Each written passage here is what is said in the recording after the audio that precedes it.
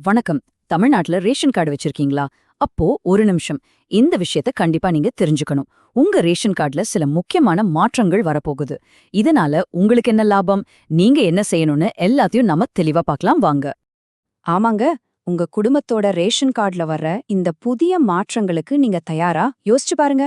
உங்களுக்கு இன்னும் கொஞ்சம் ஃப்ளெக்சிபிலிட்டி, எக்ஸ்ட்ரா பொருட்கள், ஆனா கூடவே ஒரு புது ரூல். இப்படி நிறைய விஷயங்கள் இருக்கு. வாங்க ஒன்னொன்னா என்னன்னு பாத்திரலாம். சரி, முதல்ல ஒரு சூப்பரான நல்ல செய்தியிலிருந்து ஆரம்பிக்கலாமா? இனிமே ரேஷன் கடையில பொருள் வாங்குறதுல உங்களுக்கு இன்னும் கொஞ்சம் சாய்ஸ் கிடைக்க போகுது. அதாவது இன்னும் கொஞ்சம் சுதந்திரம். இதுவரைக்கும் எப்படி இருந்துச்சு? கடையில என்ன தராங்களோ அதை நாம அப்படியே வாங்கிட்டு வருவோம் இல்லையா? ஆனா இனிமே அப்படி இல்ல. உங்களுக்கு ஒருவேளை சர்க்கரை வேண்டான்னு தோணுச்சுன்னா அதுக்கு பதிலா வேற ஒரு பொருளை வாங்கிக்கிற மாதிரி ஒரு ஆப்ஷன் வரப்போகுது.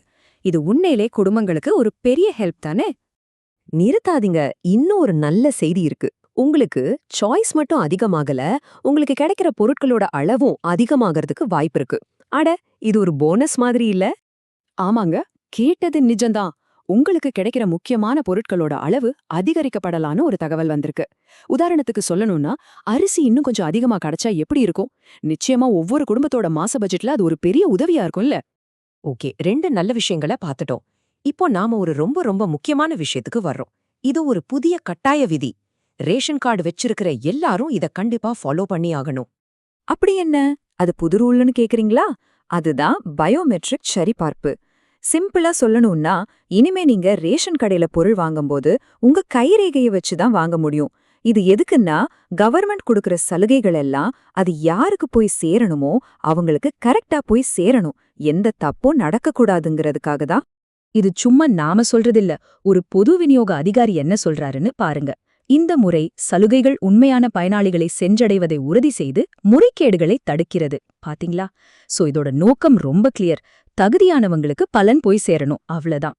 சரி, இந்த கைரேகை வைக்கிற வேலையெல்லாம் ரொம்ப கஷ்டமா இருக்குமோன்னு நினைக்கிறீங்களா?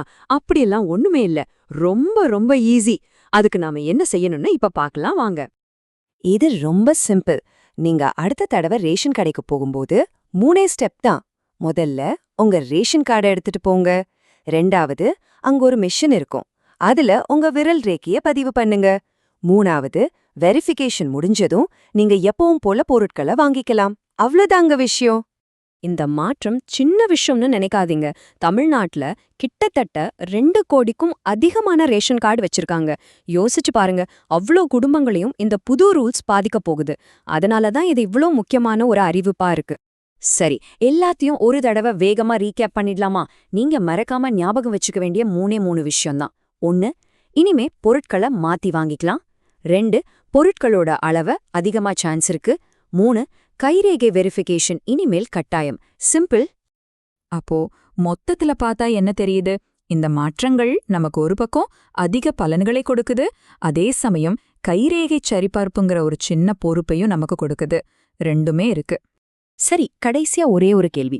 இந்த எல்லா மாற்றங்களும் ஒன்னா சேர்ந்து நம்ம ரேஷன் சிஸ்டத்தை இன்னும் பெட்டரா, எல்லாருக்கும் நியாயமானதா மாத்துமா இல்லையா? இத பத்தி உங்க கருத்து என்ன? யோசிச்சு பாருங்க.